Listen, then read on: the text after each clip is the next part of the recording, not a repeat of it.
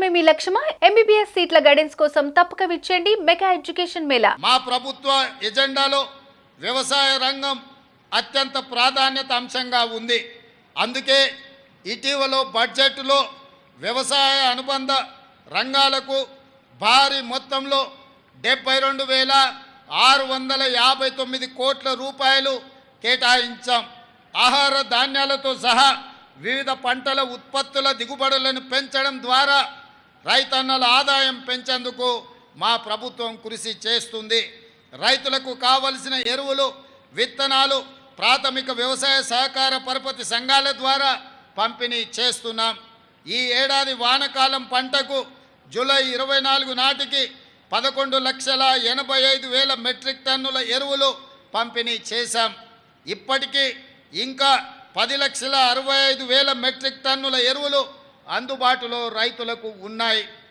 అదేవిధంగా రాష్ట్రంలోని రైతాంగం నేడు అతిపెద్ద పండగ జరుపుకుంటుంది. ఇంతకాలం రుణభారంతో బతుకు భారమై తెలంగాణ రైతన్నలు నేడు తల ఎత్తుకొని దర్జాగా తిరిగే రోజులు వచ్చాయి.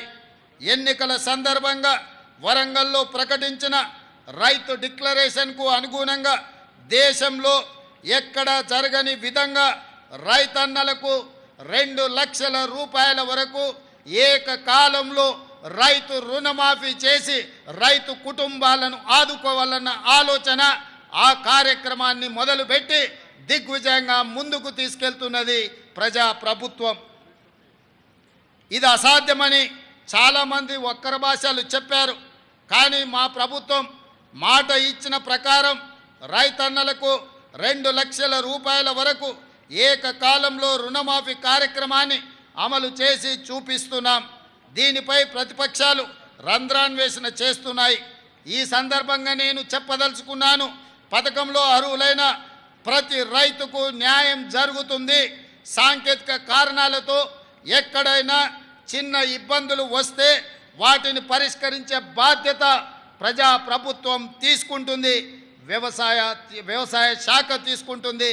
కలెక్టర్ కార్యాలయాల్లో ప్రత్యేకంగా కౌంటర్ ఏర్పాటు చేసి ఈ సమస్యల మీద వచ్చే రైతులను వాళ్ళ సమస్యలను తెలుసుకొని పరిష్కరించే బాధ్యత తెలంగాణ రాష్ట్రంలో ఉన్న అన్ని జిల్లా కలెక్టర్లకు ఆదేశాలు ఇవ్వడం జరిగింది. తొలి దశలో 1,00,000 రూపాయల వరకు ఉన్న రుణమాఫీ సొమ్ము 6,035 కోట్ల రూపాయలను జూలై 18న నేరుగా రైతు ఖాతాలలో ప్రభుత్వం జమ చేసింది. దీనివల్ల 11,34,000 మంది రైతన్నలు రుణ విముక్తి పొందారు. రెండో దశలో 6,190 కోట్ల రూపాయలను జూలై 30న నేరుగా రైతు ఖాతాలలో ఈ ప్రభుత్వం జమ చేసింది. దీనివల్ల 6,40,823 మంది రైతన్నలు రుణ విముక్తి పొందారు. కాగా 2 లక్షల రూపాయల వరకు గల రుణాలను ఈరోజు మాఫీ చేసుకోవడం ద్వారా ఒక అద్భుత ఘట్టాన్ని మనం ఆవిష్కరించుకోబోతున్నాం. దేశానికి స్వతంత్రం వచ్చిన రోజే తెలంగాణ రైతుకు ఆర్థిక స్వతంత్రం వచ్చిందని ఘనంగా చెప్పుకునే రోజు ఈ రోజు.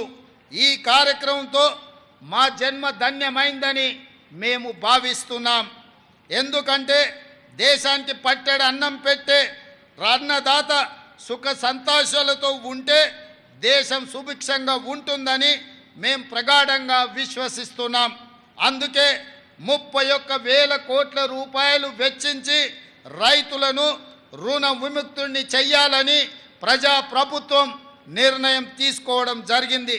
రైతు బాగుంటేనే రాష్ట్రం బాగుంటుందని విశ్వసించే ప్రభుత్వం మాది.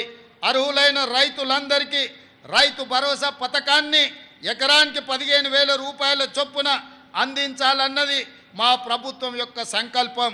గతంలో అమలు జరిగిన రైతు బంధు పథకం కింద ఎకరాకు ప్రతి సంవత్సరానికి 10,000 రూపాయలు మాత్రమే ఇచ్చారు. అది కూడా అనర్హులకు, సాగులో లేని భూమి యజమానులకు, రియల్ ఎస్టేట్ వ్యాపారులకు కూడా లబ్ధి చేశారు. దీనివల్ల ప్రభుత్వ ధనం దుర్వినియోగం కావడమే తప్ప రైతు ప్రయోజనాలు నెరవేరలేదు. మా ప్రభుత్వం రైతు భరోసా పథకాన్ని సక్రమంగా అమలు చేయాలన్న లక్ష్యంతో విధి విధానాలను రూపొందిస్తుంది. దీనికోసం ప్రభుత్వం మంత్రివర్గ ఉపసంఘాన్ని నియమించింది. ఈ ఉపసంఘం రాష్ట్ర వ్యాప్తంగా పర్యటించి రైతులు, రైతు కూలీ సంఘాలు, అదేవిధంగా మేధావుల నుంచి అభిప్రాయాలను సేకరించింది. వాటిని పరిగణలోకి తీసుకొని విధి విధానాలు రూపొందించి త్వరలో రైతు భరోసా పథకాన్ని ప్రారంభించుకోబోతున్నామని తెలియజేయడానికి నేను చాలా సంతోషిస్తున్నాను. మన రాష్ట్రంలో వరి సాగు చాలా విస్తీర్ణంగా జరుగుతుంది. కానీ పండిన పంటకు సరైన గిట్టుబాటు ధర రాక రైతన్నలు తీవ్రంగా నష్టపోతున్నారు. రాష్ట్రంలో సన్న రకం వరి ధాన్యం సాగును ప్రోత్సహించేందుకు క్వింటాలకు 500 రూపాయల బోనస్ చెల్లించాలని నిర్ణయించాం. దీనికి 33 రకాల వరి ధాన్యాలను గుర్తించాం. రైతులకు గిట్టుబాటు ధరను కల్పిస్తూ కొనుగోలు కేంద్రాల ద్వారా ధాన్యం కొనుగోలు చేస్తున్నాం. సుమన్ టీవీలో మీ పర్సనల్ అండ్ బిజినెస్ ప్రమోషన్స్ కోసం కింది నెంబర్కి కాంటాక్ట్ చేయండి.